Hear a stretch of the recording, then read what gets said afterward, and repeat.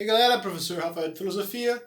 Vamos continuar aí com a nossa filosofia na Alemanha, né? A gente viu, desde o Kant, a gente só viu o alemão, né? Kant, Hegel, um pouquinho do Marx, e agora o Arthur Schopenhauer. Bom, o Schopenhauer, ele é contemporâneo do Hegel, né? Ele, como vocês podem ver aí, Arthur Schopenhauer, alemão, nasceu em 1788, morreu em 1860.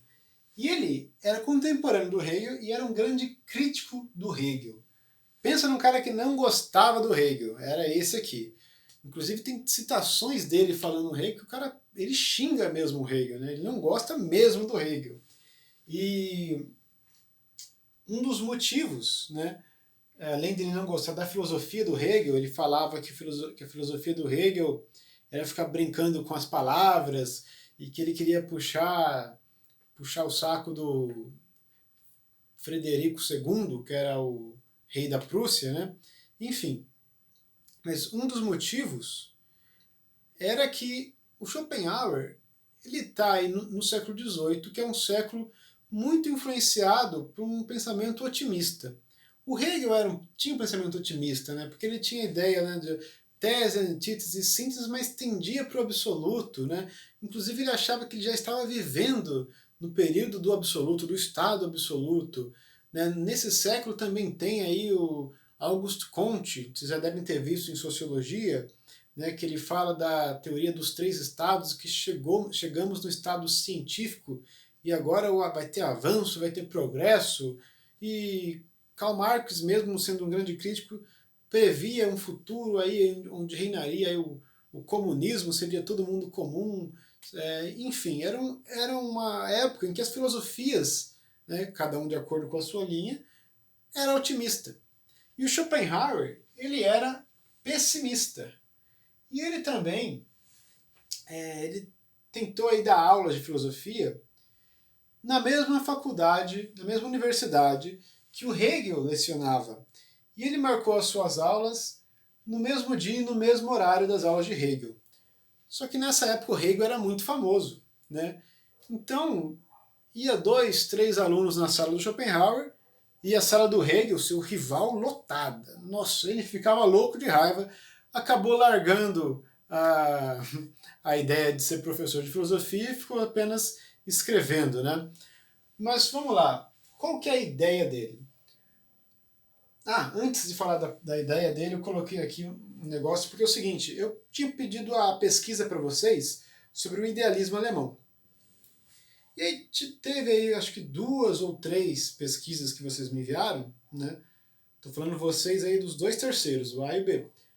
2 ou 3, não vou me lembrar agora de quem que é, né?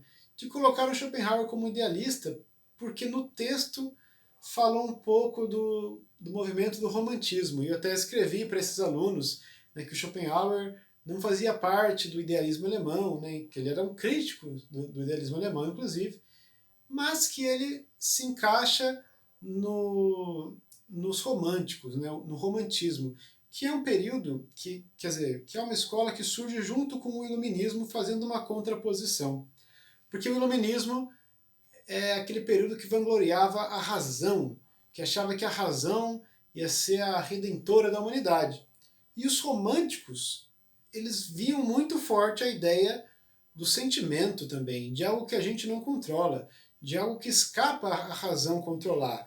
E eles achavam que os iluministas, eles viam um ser humano como alguém muito, vamos dizer assim, um robô que consegue controlar, né, como se a razão conseguisse controlar todas as emoções e você agir só com a razão, como Kant queria. Né? E o pessoal do romantismo criticava isso, falou, não, a gente age muitas vezes por impulso, por sentimento, e a razão não dá conta de controlá-los. Né? Então, como Schopenhauer ele tinha essa ideia do instinto da vontade, né, junto com a razão, ele é enquadrado aí, né, nessa escola também na Alemanha, que a gente chama de romantismo. Tá? Então, esclarecido isso, vamos agora para a ideia do Schopenhauer. Seu principal livro é O Mundo como Vontade e Representação.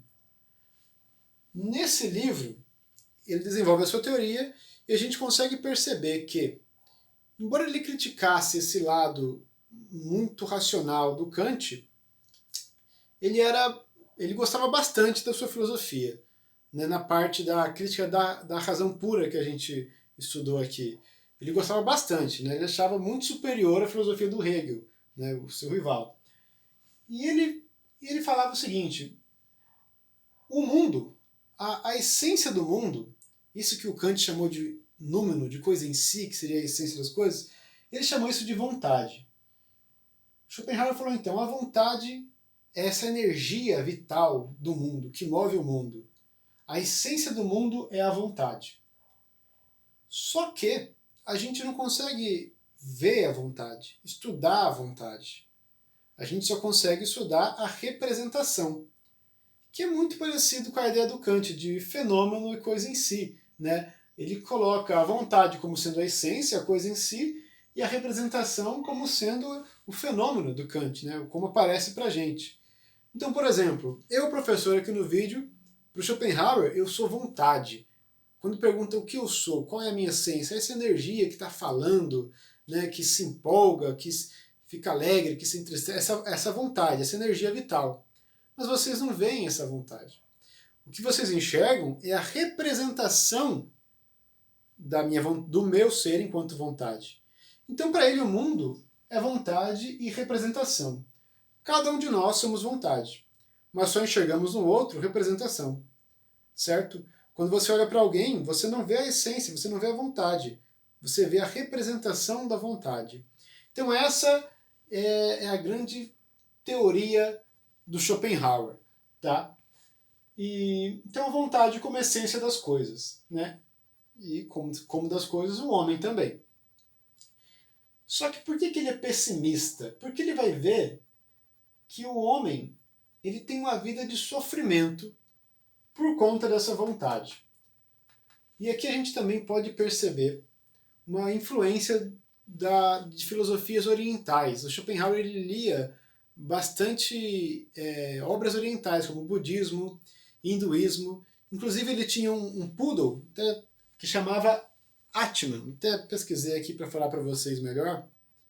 O poodle dele chamava Atman, que significa, em sânscrito, alma, sopro vital. E no hinduísmo, religião oriental que ele estudava, Atma é o mais elevado princípio, a essência divina, de forma indivisível, isso mesmo.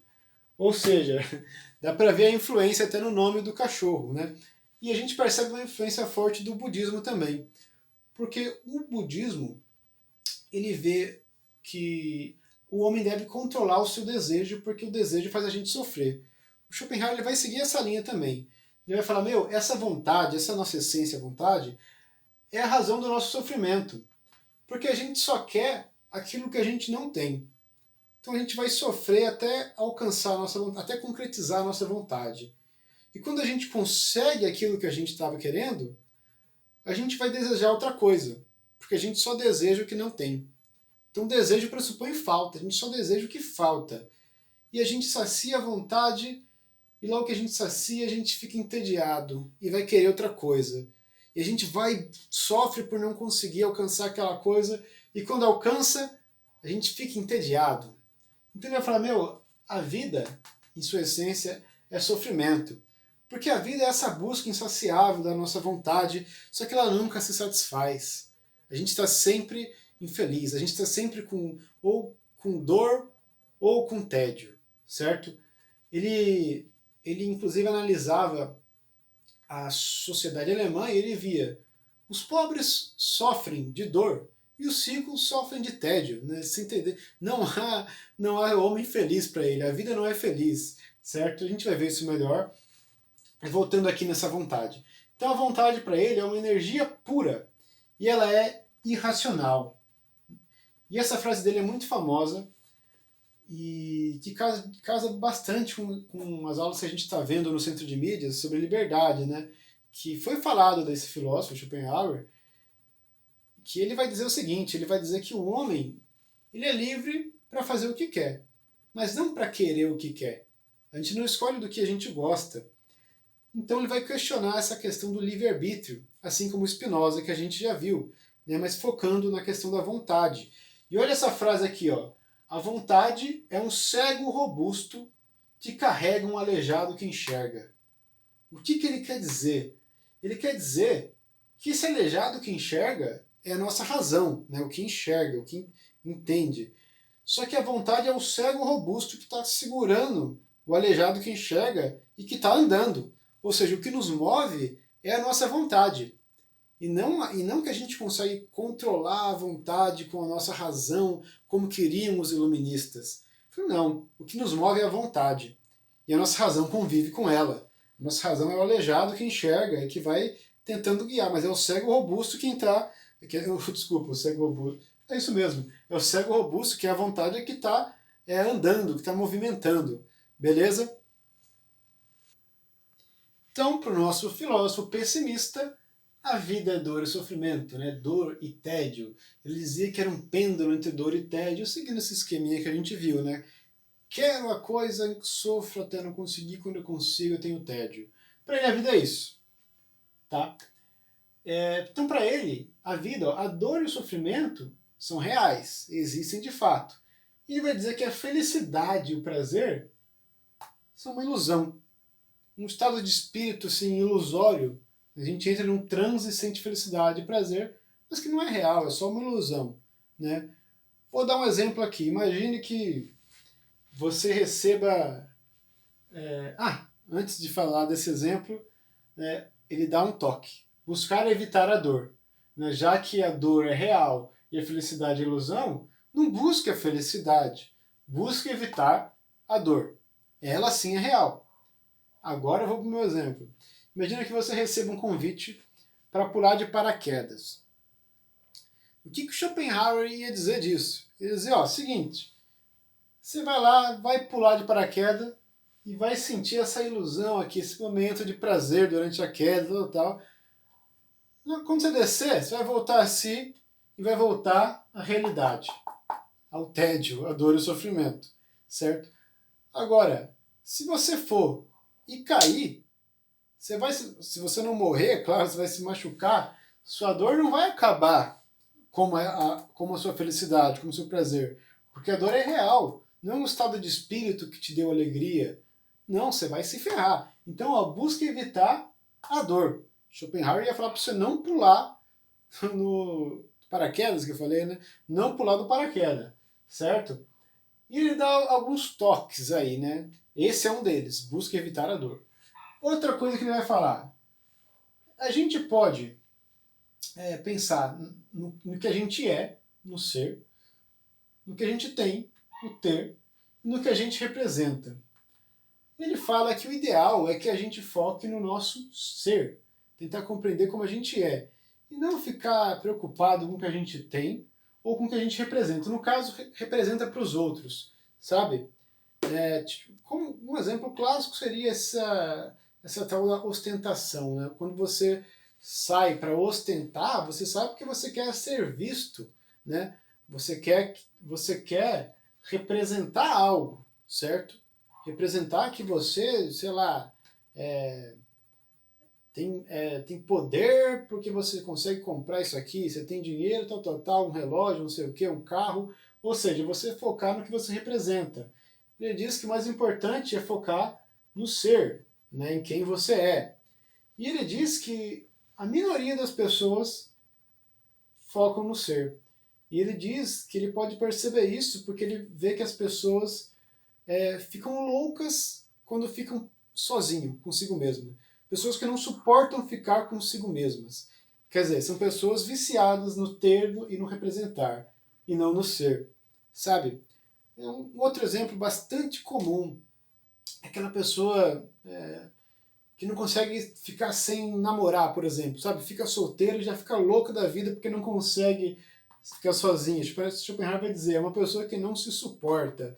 Olha no espelho e não se suporta. Ela precisa ter um namorado ou uma namorada e representar como namorado, enfim. Outro toque que ele dá. E aí, ele vai agora falar pra gente como que a gente consegue escapar desse sofrimento, né, sem cair numa ilusão, num prazer, numa felicidade ilusória. Ele vai apontar aí a arte, contemplar. Porque ele vai dizer que contemplando a gente é o momento em que a gente cessa a nossa vontade. Ou seja, olha só que louco. Para ele a essência do mundo é vontade, só que isso é ruim, ele quer se livrar da vontade. Por isso que ele é pessimista, porque a vontade dá sofrimento para ele. Então, quando eu aprecio uma arte, quando eu estou contemplando uma arte, eu não estou prestando atenção na minha vontade. É como se eu cessasse aí o meu desejo para entrar num estado contemplativo, de observar um quadro, ou de escutar uma canção, pode ser um filme, um teatro, a arte de modo geral. Ele vai ver na arte uma redenção ao sofrimento humano, certo? Por quê? Porque cessa a tua vontade. Outra coisa, esse no campo da ética, né? Na ética diz respeito ao agir. Ele vai falar da compaixão. Quando você tem compaixão com o outro, você também cessou a tua vontade. Você deixa de se preocupar com a tua vontade e tenta ajudar o outro. Você tenta ver o que está ruim para o outro para tentar ajudá-lo. Ou seja, você também não está se preocupando naquele momento de compaixão com a sua própria vontade. E quando a gente cessa a vontade, para ele, dá uma cessada aí por um tempo na dor e no sofrimento. Outra coisa, desapego e indiferença com o mundo material. Aqui a gente vê outra influência do budismo, né? O budismo, lembrando, também vê o desejo como algo que causa sofrimento, e no budismo você medita para tentar controlar isso, e tem essa questão do desapego com o mundo material, né? Para Schopenhauer isso é interessante, isso também ajuda a gente a acessar essa vontade, essa força vital, né? E aí, só para encerrar, que eu acho engraçado essa visão pessimista do Schopenhauer, porque tem um exemplo que ele dá que eu achei engraçado. Ele falou o seguinte: tenta imaginar o inferno. Ele fala, é muito fácil imaginar o inferno. A gente pode imaginar diversas maneiras de ser o inferno, diversas maneiras de sofrimento, né? Seja uma fila enorme que não anda, seja você queimando no fogo, seja alguém mutilando o seu corpo, né? Um capeta com o tridente lá te espetando. Ou seja, tem diversas maneiras da gente pensar a dor, o sofrimento. Aí ele fala, agora tenta pensar no paraíso. E tenta não se entediar com o que você pensou. É extremamente difícil imaginar o paraíso. Ele dá o exemplo da Divina Comédia, do Dante, né? Que ele visita o inferno, o purgatório e o paraíso é o que não tem detalhe praticamente.